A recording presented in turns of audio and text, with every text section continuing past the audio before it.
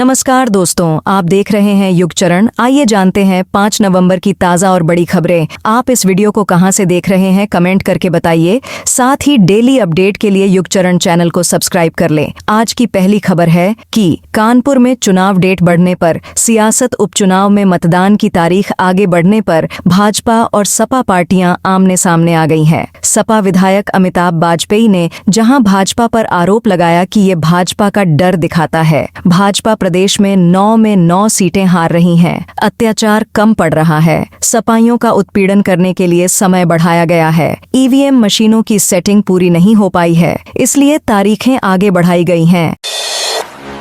Canada में हिंदू मंदिर पर खालिस्तानियों का हमला। कनाडा के ब्रैम्पटन में रविवार को हिंदू सभा मंदिर में आए लोगों पर खालिस्तानी समर्थकों ने हमला कर दिया। हमलावरों के हाथों में खालिस्तानी झंडे थे। उन्होंने मंदिर में मौजूद लोगों पर लाठी डंडे बरसाए। इसके बाद मौके पर पहुंची पुलिस ने भी श्रद्धालुओं के साथ मारपीट की। घटना के बाद से इलाके में तनाव है। भारी संख्या में पुलिस की तैनाती की गई है। पील रीजनल पुलिस चीफ निशान दुरईप्पा ने लोगों से संयम बरतने की अपील की है।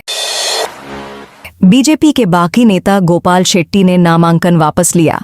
महाराष्ट्र विधानसभा चुनाव के नामांकन वापसी के आखिरी दिन भाजपा के बागी और पूर्व सांसद गोपाल शेट्टी ने निर्दलीय चुनाव न लड़ने का फैसला किया है। सोमवार सुबह बोरीवली सीट उन्होंने नामांकन वापस ले लिया है।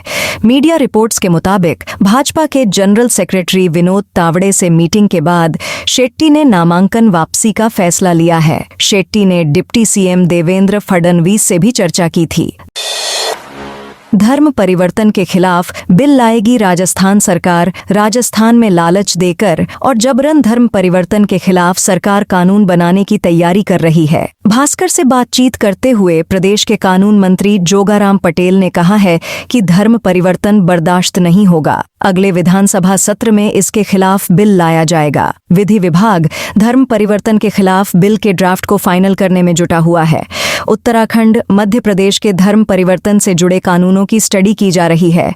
इस बिल को अगले विधानसभा सत्र में पारित किया जा सकता है। राजस्थान सरकार धर्म परिवर्तन विरोधी बिल में कई कड़े प्रावधान कर सकती है, जैसे धर्म बदलवाने और उसमें सहयोग करने वालों पर जेल और भारी जुर्माना होगा। धर्म परिवर्तन में शामिल संस्थाओं के रजिस्ट्रेशन खारिज करने के साथ कड़ी कार्रवाई होगी। वहीं लिव इन, बिना शादी के साथ में रहने वालों के लिए सरकारी कानूनी प्रावधान कर सकती है। यूपी, पंजाब, केरल में उपचुनाव की तारीख बदली। उत्तर प्रदेश, पंजाब और केरल में होने वाले विधानसभा उपचुनाव की तारीख बदल गई है। चुनाव आयोग ने सोमवार को बताया कि तीनों राज्यों की 14 विधानसभा सीटों पर अब 13 नवंबर की जगह 20 नवंबर को वोटिंग होगी। रिजल्ट 23 नवंबर को ही आएंगे। चुनाव आयोग के मुताबिक उत्तर प्रदेश की 9, पंजाब की 4 और केरल की 1 विधानसभा सीटों पर अब 20 नवंबर को वोटिंग होगी। तारीखों में बदलाव भाजपा, कांग्रेस, आरएलडी और बसपा की मांग पर की गई है। स्तर पर आ गया है। अमेरिकी डॉलर के मुकाबले सोमवार को रुपया में करीब 2 पैसे की गिरावट आई है। दिन भर के कारोबार के बाद यह 84.11 रुपये प्रति डॉलर के स्तर पर बंद हुआ। 10 अक्टूबर के बाद रुपये में लगातार छोटी बड़ी गिरावट हो रही है। इससे पहले 31 अक्टूबर को रुपया अपने सबसे निचले स्तर 84.08 प्रति डॉलर के स्तर पर बंद हुआ था। 10 अक्टूबर को डॉलर के मुकाबले यह 83.9685 के स्तर पर था। 17 अक्टूबर को डॉलर के मुकाबले यह 83.085 के स्तर पर था। मुकाबले यह 84.03 के स्तर पर आ गया था। आगरा में एयरफोर्स का मिग-29 विमान क्रैश। आगरा में सोमवार को एयरफोर्स का मिग-29 एयरक्राफ्ट क्रैश हो गया। पलक झपकते ही आग का गोला बना विमान खेत में जा गिरा। हादसा शाम करीब 4 बजे हुआ। जमीन पर एयरक्राफ्ट गिरने के साथ ही विस्फोट भी होने लगे। हादसे के वक्त एयरक्राफ्ट में 2 पायलट थे। दोनों आग लगने से चंद सेकंड पहले ही पैराशूट की मदद से इजेक्ट सिस्टम विमान से कूदकर बाहर निकल आए। विमान कागारौल के सोंगा गांव के पास खाली खेत में गिरा। एयरफोर्स ने हादसे की कोर्ट ऑफ इंक्वायरी के आदेश दिए गए हैं। बताया जा रहा है कि पंजाब के इस फाइटर प्लेन ने ग्वालियर से उड़ान भरी थी। रूटीन एक्सरसाइज के लिए आगरा आ रहा था। सुप्रीम कोर्ट का सवाल, दिल्ली में पटाखे क्यों चले? सुप्रीम कोर्ट ने दिवाली के दौरान दिल्ली में कोर्ट के आदेश का उल्लंघन होने पर दिल्ली सरकार और पुलिस को फटकार लगाई है। कोर्ट ने सुओ मोटो एक्शन लेते हुए कहा कि राज्य में पटाखों पर बैन का मुश्किल से ही पालन हो सका। कोर्ट ने कहा कि कुछ ऐसा करना होगा ताकि अगले साल दिवाली के दौरान पटाखों पर प्रतिबंध के आदेशों का उल्लंघन न हो। जस्टिस अभय एस ओका और जस्टिस ऑगस्टीन जॉर्ज मसीह की बेंच ने मीडिया रिपोर्ट्स का हवाला देते हुए कहा कि बैन का उल्लंघन करने वालों के खिलाफ कैंपस सील करने जैसी सख्त कार्रवाई की जरूरत है। चुनाव आयोग ने महाराष्ट्र की डीजीपी का ट्रांसफर किया। महाराष्ट्र में विधानसभा चुनाव की वोटिंग से 16 दिन पहले चुनाव आयोग ने डीजीपी रश्मि शुक्ला का ट्रांसफर कर दिया है। चुनाव आयोग ने सोमवार सुबह चीफ सेक्रेटरी को रश्मि के ट्रांसफर के निर्देश देते हुए कहा कि कैडर में अगले सबसे सीनियर आईपीएस अधिकारी को उनका प्रभार सौंपा जाएगा। इंडोनेशिया में ज्वालामुखी विस्फोट से 10 लोगों की मौत।